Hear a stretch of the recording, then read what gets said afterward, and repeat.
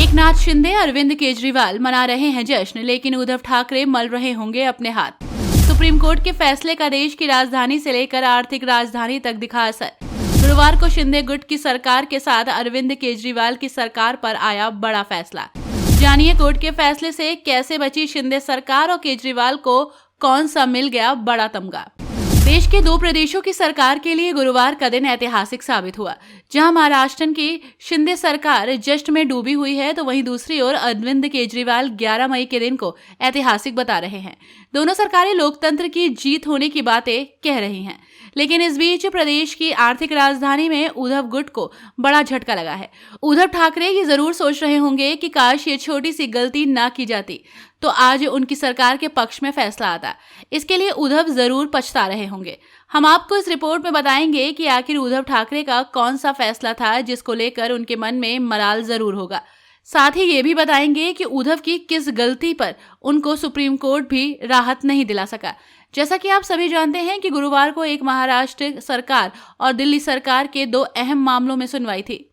केंद्र बनाम दिल्ली सरकार के अधिकारों की लड़ाई में अरविंद केजरीवाल सरकार को ऐतिहासिक जीत जो मिली है, वो दिल्ली के असली बॉस जो बने हैं।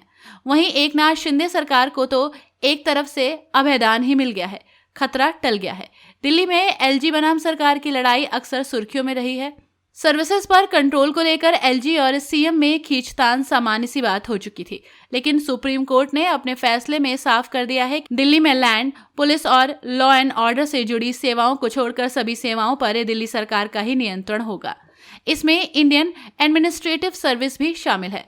इस तरह अब दिल्ली सरकार को अधिकारियों के ट्रांसफर, पोस्टिंग का भी अधिकार मिल गया है। अभी तक दिल्ली के अफसर सीधे एलजी को रिपोर्ट कर रहे थे।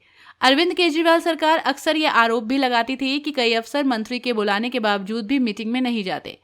सीजेआई डीवाई चंद्रचूड़ की अगुवाई वाली 5 जजों की बेंच ने एक मत से सुनाए फैसले में कहा कि चुनी हुई सरकार के पास प्रशासन पर कंट्रोल होना चाहिए।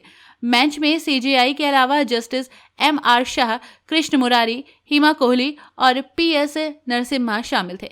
बेंच ने 2019 में जस्टिस अशोक भूषण के सुनाए हुए फैसले से असहमति जताते हुए कहा था कि दिल्ली सरकार के पास सेवाओं को लेकर कोई शक्तियां नहीं होंगी। खचाखच भरे कोर्टरूम में सीजेआई ने फैसला सुनाते हुए कहा कि लोकतंत्र और संघवाद संविधान के मूल ढांचे के हिस्से हैं। सुप्रीम कोर्ट ने फैसले में कहा कि अगर अफसर मंत्रियों को रिपोर्ट करना बंद कर देंगे तो सामूहिक उत्तरदायित्व का सिद्धांत प्रभावित होगा।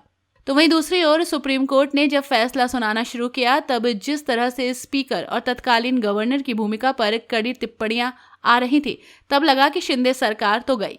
सुप्रीम कोर्ट ने कहा कि शिवसेना के चीफ के रूप में शिंदे गुट के भरत गोगावाले की नियुक्ति अवैध थी। कोर्ट ने राज्यपाल की भूमिका पर भी गंभीर सवाल उठाए और उन्होंने बिना किसी पुख्ता आधार के फ्लोर टेस्ट का आदेश दिया। पार्टी की अंदरूनी कलह में पढ़ना गवर्नर का काम नहीं है। राज्यपाल को ये कैसे लगा कि तत्कालीन उद्धव ठाकरे सरकार जरूरी विधायकों का समर्थन खो चुकी है।